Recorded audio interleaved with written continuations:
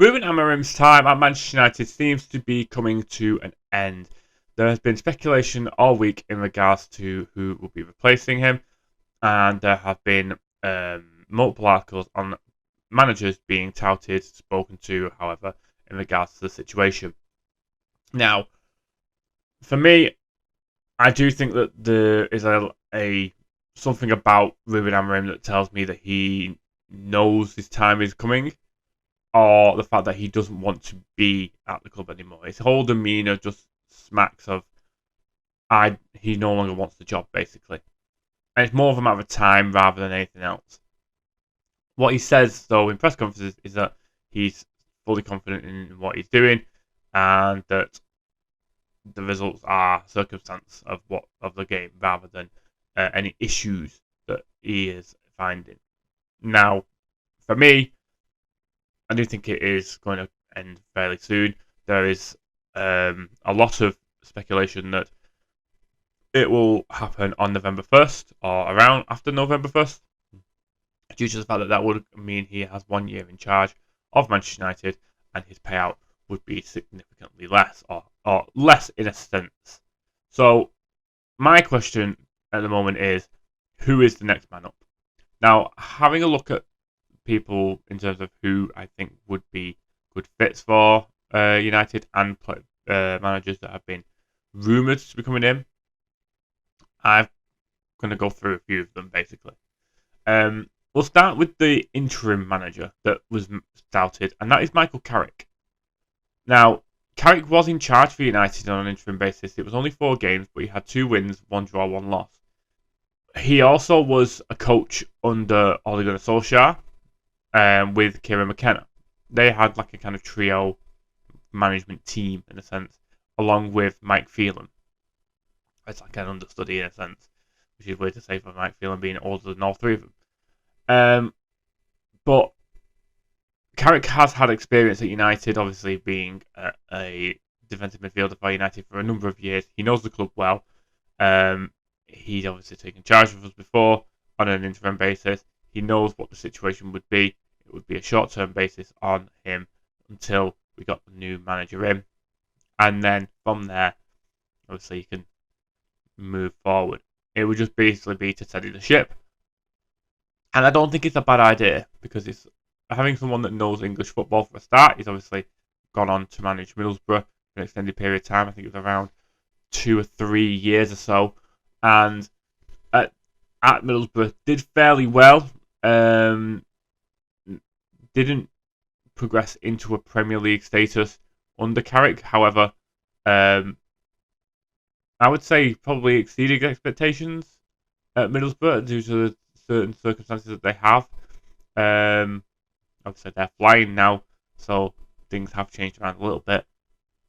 But for me, Carrick has the ability to keep us steady on an interim basis till the end of the season, and which a new manager will be put in place. So I can see why that would be touted and why that would be the case. With that, though, there are a number of candidates that would be looking at it on a permanent basis. The first one is the one I don't think any Manchester United fan wants to see, and that is Gareth Southgate. Southgate was England manager for 12 years, I want to say. He did 2 Euros and 2 World Cups, I think. In that time, did progress England to 2 European Championship finals and a quarter-final in the World Cup. But when you look at the stats comparatively and who they faced, they were all teams that you would be expecting England to beat. Now, I know Germany is in there, but they were a very lesser Germany side, a team very much in a transition phase. They were not the all-powerful Germany they have been in the past. So he has that ability to bring together a squad and bring together a good mentality within a club. So that might be where Southgate comes in. Would he be a stopgap though for someone with a bit more of a tactical nous? Because for me, he's very pragmatic. He's defence first and even the attacking side of things comes very, very, very much later. This may be different with United because I do think the attacking talent slightly betters what we have with England.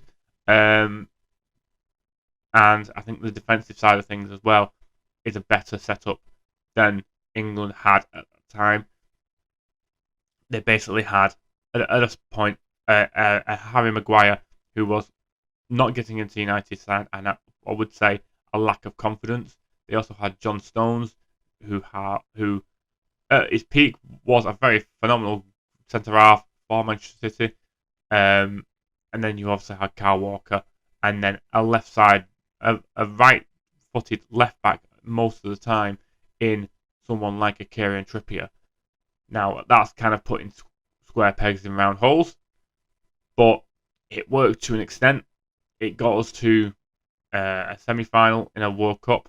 It got us to a quarter-final in a World Cup, and it got us to two European Championship finals. So there is some form of pedigree. The only thing is that he's not won anything as a manager, and the last time he was a Premier League manager was with Middlesbrough, and he sent them down.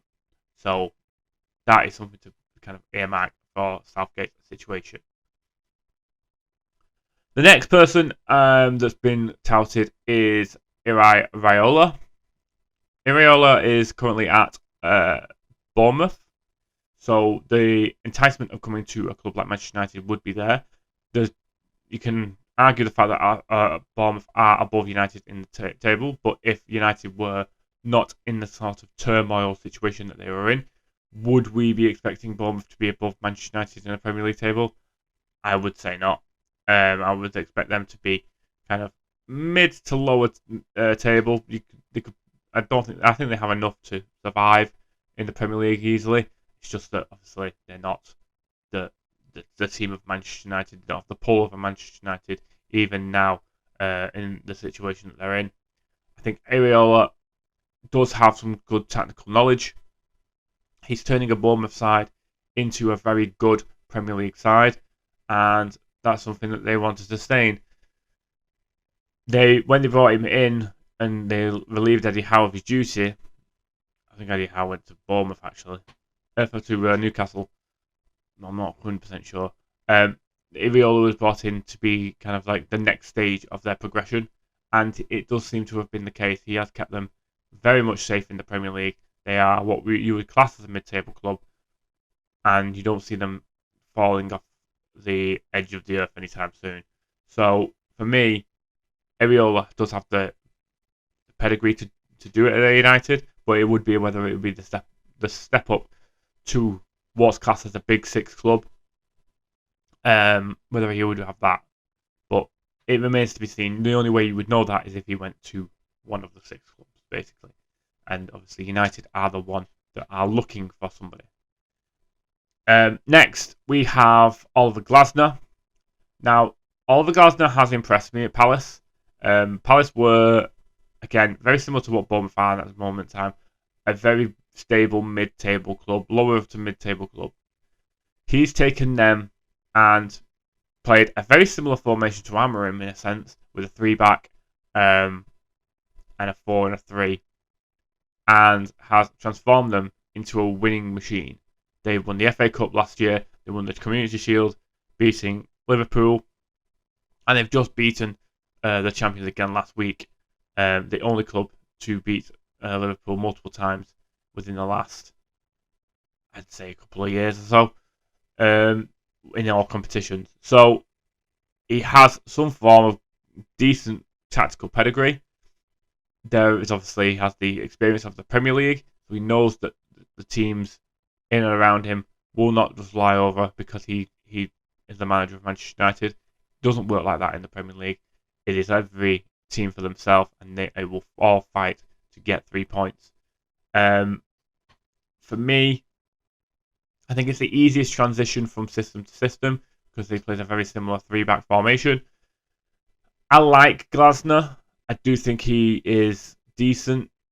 Out of the people I've seen, I think he would be my pick. But there is someone else I would like to throw his hat in the ring for the situation, but we'll get to him shortly. But for me, I do think Glasner has what it takes. Another man who has been mentioned is Xavi.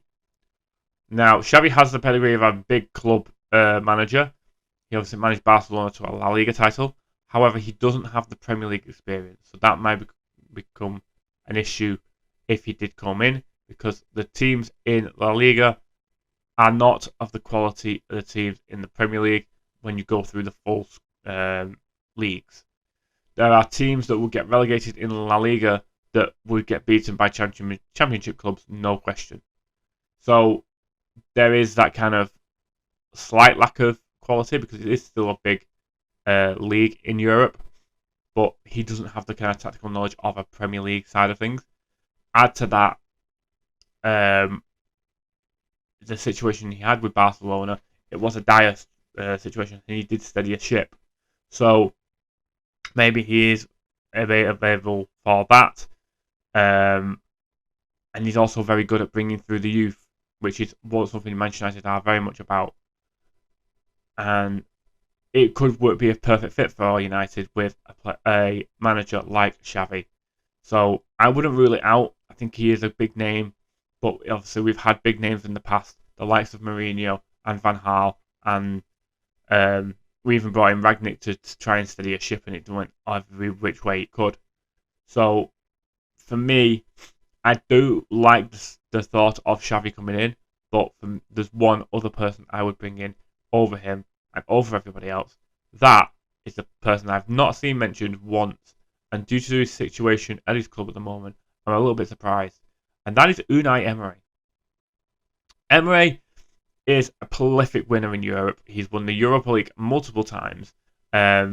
He's obviously managed big clubs before. He managed Arsenal for a season and it didn't work. He managed PSG. He couldn't win a Champions League, but he still won their domestic leagues. And he's managed Sevilla to multiple Europa Leagues in the past. He is a good fit. He knows the Premier League now with his experience at Aston Villa. The situation at Aston Villa isn't the best situation to have. They have FFP issues where they're not allowed to sign too many players. So they're kind of struggling a little bit in terms of recruitment and turnover. Add to the fact that Emery's right-hand man in terms of transfers, Monchi, has now left the club. Would it be a completely out of the realms of possibility for United to go in and give in a severance package to Villa and take Unai Emery away from Villa and up to Old Trafford? I don't think it's out of the realms of possibility whatsoever. He would be my pick.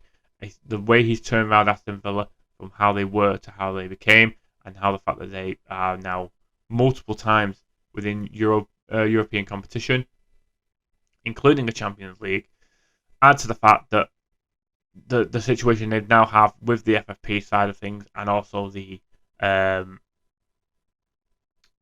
situation with Monchi, it seems like a bit of a disaster in Villa Park at the moment. So why not take advantage of that and go and get what I would say is one of, if not the best managers in the Premier League? Just due to the fact that he's turned an Aston Villa side that was basically bound for relegation under Steven Gerrard and brought them into the Europa League, I think it was. Then got them into Champions League football, and now again back into Europa League football again. So they, for me, Emery for me is the one I would pick. But let me know, guys, what you think down in the comments. Who would be your pick for the next Manchester United manager? Like this video if you have, subscribe if you are new. Until next time, guys, take care.